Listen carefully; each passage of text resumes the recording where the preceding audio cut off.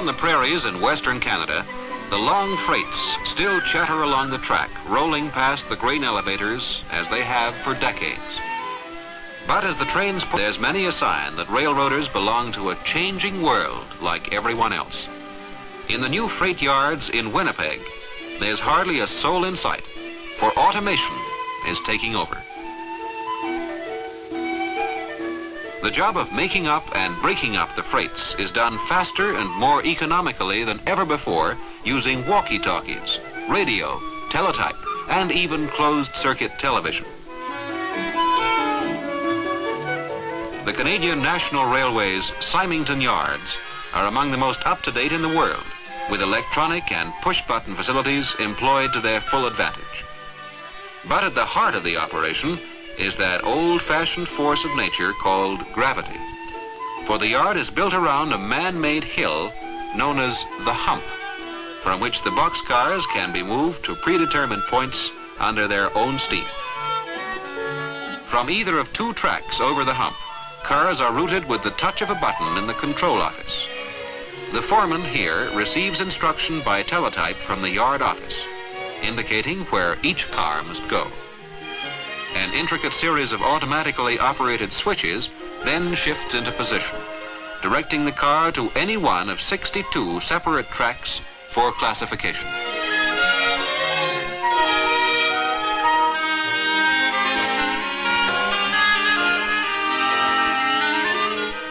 Electric eyes then feed information to a computer.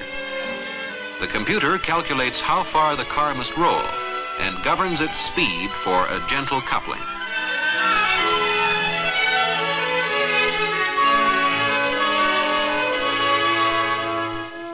At dusk, floodlights automatically switch on. The Symington freight yards work through the night as Canada's national railroad keeps in step with the times.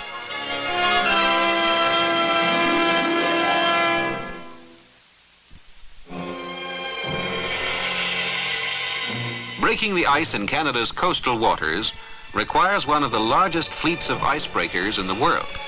Some 17 vessels go out from Atlantic ports to do battle with the ice that forms around the nation's coastline. The men of Canada's ice-breaking ships are engaged in a year-round battle to keep the shipping lanes open from the Gulf of St. Lawrence to the outposts of the northern Arctic.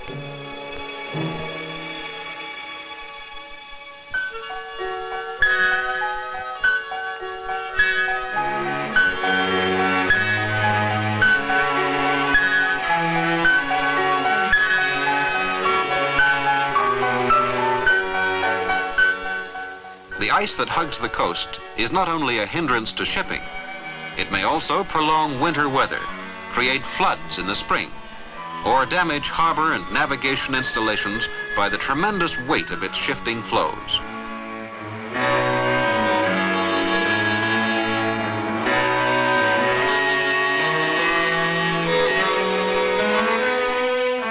The Ice Formation Office in Sydney, Nova Scotia, is one of two Canadian government offices where information is received from ships, lighthouses, and air surveys to help those who contend with the ice.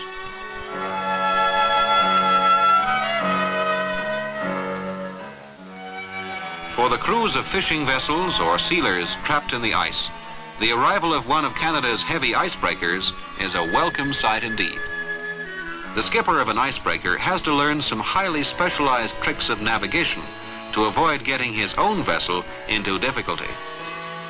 An icebreaker is usually round-bottomed with a long slope to the prow. This enables it to push its weight on top of the ice and in this way to break through it. But even though it is specially designed and powered to smash through ice, the icebreaker may get hung up on it herself.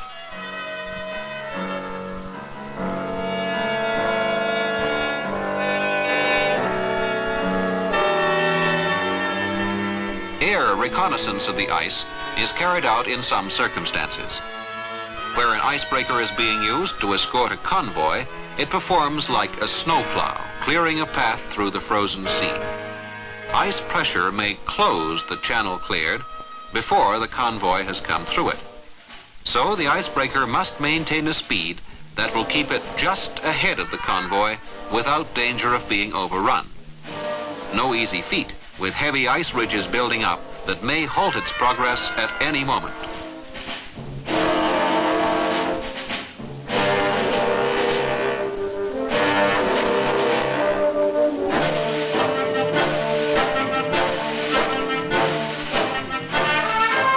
At shore stations, data received on ice conditions is used to prepare ice charts and forecasts. The information is then radioed to vessels battling through ice fields covering thousands of square miles. It is as important to these mariners as the weather report. To navigate through ice, the icebreaker, aided by its helicopter, must seek out weaknesses in the frozen ocean crust. When possible, it takes advantage of openings formed by wind and wave motion.